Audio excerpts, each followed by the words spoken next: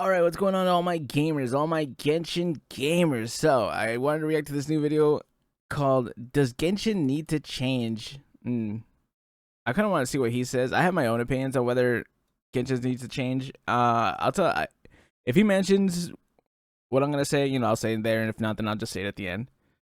Let's see, does Genshin need to change? Stioorg had tripled the revenue of Genshin Impact in the last month. Wow, when did that happen? Definitely fair. Acheron, right? Is doing amazing now, but I saw how content creators are Continue frustrated rewards with Genshin after 3 years, including me and so many other people, which raised the question for me: does Genshin Impact need to change? If you want the short answer, it's actually going to be no. I don't think Hoyoverse is being forced to change Genshin Impact. It's true that we want Genshin to change, but it doesn't have to change, and that's something we need to talk about. I actually found some reasons that made everything clear to me. Also, none of you are subscribed, so subscribe. I made a video before about why players are losing hope in Genshin Impact and the changes that we need in the game, but now let's talk about why Genshin won't change. First, let me talk about revenue and how it's Okay. What's up here? Honkai Star Rail. Oh, for Honkai Star Rail stopped for China and for worldwide. Mr. Worldwide. What? Love in Deep Space. That's a Husbando game, isn't it? Husbando. Why did I say it like that? Fate Grand Order still brings in that much? Wow. Nikkei, my beloved. Arknights. Arknights? People still play Arknights? I say that as I have it installed. It's not like I play it, but I have it. The Genshin Impact revenue. Anyone else have gacha games and just not play them? It's going Is it just down me? now. By saying it's going down, it's like more than $30 million, but it's going down not only because the patch is dry, well, that's a part of it, but it's because Chiori is fucking ass. Yeah. I think she's okay. I think that's the problem with Chiori, is if you're not great, you kind of sucks. And Chiori is a solid okay. I think she could have some improvements, but I have her built currently. At the time that I made my first Chiori video, when I was reacting to MTash, she was not built, and she was just okay. But now I have her, and I pretty much use her with my Navia team. So I'll use Chiori's ability and then take her off the field, put on my Cookie's healing ring, and then just generate what is it called? Crystallize with that with Zhongli, and then I'll use Navia. So she's okay in that aspect, but I guess if you wanted to use her as like a DPS, then yeah, she's not great. Her tomato does way more damage than she does. She does like negligible damage if you try to use her just basic attacks. So, I can see why she's ass. Next month, I myself will Mother on Arlecchino. So this is the first argument, and the most common one, to be honest. The game is still doing well in terms of revenue, so they don't have to change it. We all know that, and that's actually why I'm not going to talk about this point any further, because it's actually not the main thing. I wanna shed light on the player base of this game. Now, some people say the game is full of casual players, that's why they don't complain, and some people say this game is full of hardcore players that hate their life and still cope so hard with the game, while both don't have any evidence. I think it's a solid both, right? I think there is no in between for that. I think you're either super casual or you're super hardcore. There's no in between. I guess yeah, I guess.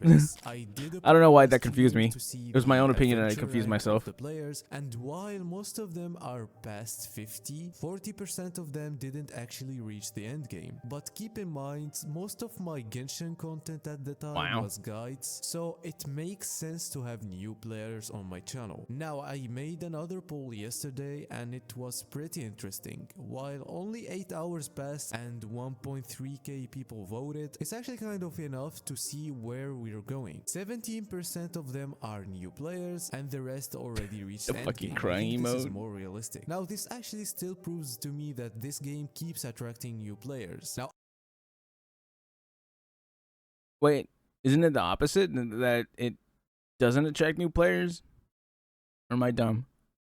Am I Are dumb? the new I don't know. It players looks like getting they're all fewer endgame. with the time? Well, these players might show you that, but I don't think they do prove that, since they are really separated and the channel content changed. What I actually can prove to you is that new players are always coming to the game. Whether it's less or more now, it never stops. Really? And you can prove that by guide making channels. If we take a look at Stioorg, his videos are doing pretty well. One of them is even a guide for an old unit, and it's still Was that like a month well. ago Even if you're a today? casual player, your need for guide content Oh yeah, will because Sparkle's become over there. less and less the more experienced you become with the game. Now that doesn't mean only new players watch guides, but it's fair that most of them are new. So what this tells us is that even if the game is losing players, they are still attracting new ones. And that does explain why the latest editions are made for new players. You know, we saw so many people are complaining about the latest dev updates because they are I sucked at that Lisa event. Did anyone else, or is that just me? adding some I should not run a useless business. things to any other player than the new player. However, the game has 2 years to complete the first big chapter in the story. And yes, not the whole story. If you think that Genshin's story will end when we reach Kanria and that they won't milk the shit out of it, you're coping. But Nice, dude. I can't wait for this to be like, what is it? I can't wait for this to be like Naruto, where they get to the end and then they milk it. They add nothing but filler for like a year and a half. even if the story doesn't Man, that was a end great there, time. in 2 I'm so glad I years, just read people it to the might end. stop playing since they knew what they wanted. We revealed the big secret, and that's probably why they are hiring people now, because Genshin doesn't need to change now or even in the next year, but it might be forced to change when we unlock the VAT fully. And that's why I'm actually excited for the sandbox thing that they started working on. I don't want to get my hopes up because I Oh, are did they making a lose so sandbox much thing? hope for this game, but we can cope a little with this new thing. What do they make Fortnite in, or what if someone makes a Fortnite map for Genshin? It doesn't have rewards. I think that not everybody treats endgame the same. Some people only want the challenge, and winning in a hard fight is their reward. Some people do want currencies, and I completely understand that. I think that rewards are kind of... I think the current in game is just, you kind of do the Spiral Abyss, kinda, if you want to. And then just wait for the next character, and if the character is good, then you just go farm everything really fast, and then kill the boss super fast because you're way too overpowered at this point, and then just wait for the story to update. needed. That's end game. Which I mean, it is what it is. It's a gacha game, and it's live service update, so that's just kind of how endgame is supposed to be. But man, sure would be nice if there was more. Gems. So let me give you an example. If this sandbox is giving players enough freedom, they can make so many things with good rewards for the players. Now imagine a mode where you have to... Oh, I love this animation. This animation was so when you good. beat a boss, you unlock another one. Or maybe it's something like the hologram in Wuthering Waves, anything like that. Defeating them, and based on your performance, you get a certain rank. Wait, what are the Losing holograms? or performing poorly decreases your rank, and maybe you have the ability to use any character, and all of them are restricted to be at C0 or C6, or Imagine a there's no competitive pay to Hoyo win game. in it, because it's a sandbox. I could people never. can do anything they want, right? Now you've made the game competitive, and you can compete with other players, and completing the challenge and climbing the ladder is your reward. This is an idea that I didn't need so much time to think about, so it might be flawed, but you can actually imagine how creative people can be. But of course, again, this is if the sandbox is what we expect it to be. Now, if this mode won't meet expectations, the only way to keep players and attracting new ones is for story to be peak. Like, they need to do some insane job to make people stay. They need to not do shit with like the prison. You know what I mean? Man, that prison was so long. That was so unnecessary. I hate those parts of the story where they just have parts that are unnecessarily long and just have nothing to do with the story. Oh, guess what? You're in prison for 3 days and you have to play out every single day. And guess what happens at the end? Nothing. They should just have you meet Risley as soon as you got to the prison. That would have been so much better instead of just, oh, well, now you gotta serve out a sentence. Oh, thanks, dude. It's true that the storytelling in this game is very bad sometimes, but the actual lore is so good. And we saw them doing a good job in Fontaine, to be honest. Only it's just one quest in the jail. I love Fontaine. But they actually can pull it off. So these are the two ways for them to keep Genshin going. Or they can do both. And they have all the time that they need. 2 years is a lot of time, to be honest. Unless Withering Waves exceeds expectations and crushes the numbers of Genshin Impact, and that will probably make them do this a little faster. I don't even think that Withering Waves will do that, to be honest. I hope that it does that and I will play it, and the Withering Waves will be so successful. This is like almost guaranteed now. The only not guaranteed thing is that it's gonna crush the number and crush Genshin and kill Genshin. That's not gonna happen, guys. Let's be real. It's gonna destroy this game. Fuck this game. They can just copy Withering Waves, I guess. It's not gonna be hard, right? Other than that, I actually think that Genshin Impact is still going with how Hoyoverse planned, and they are not forced to change it yet. I'm actually interested in seeing your opinions in the comments. Don't forget to subscribe. Let's try to hit 10,000 subscribers as soon as possible. Also, memberships are finally available on the channel. If you want to be I think a he member did and make. help me I with think my he made. content, He caught. He what? What am I trying to say? Appreciate it. I stroked out there for a second. I think he reached 10,000 subs. Everybody that Kinda watches cool. this video, and if you're a bold man reacting to this video, I don't know. I just wanted to remind you that you're bold. I have hair, so he's not talking to me. How can I prevent a game from dying? Ooh. So here's my thing with how the end game or not end game. Here's my problem with Genshin and whether Genshin would have to change or not. Is I think Genshin doesn't have to change right now, which is never a good thing.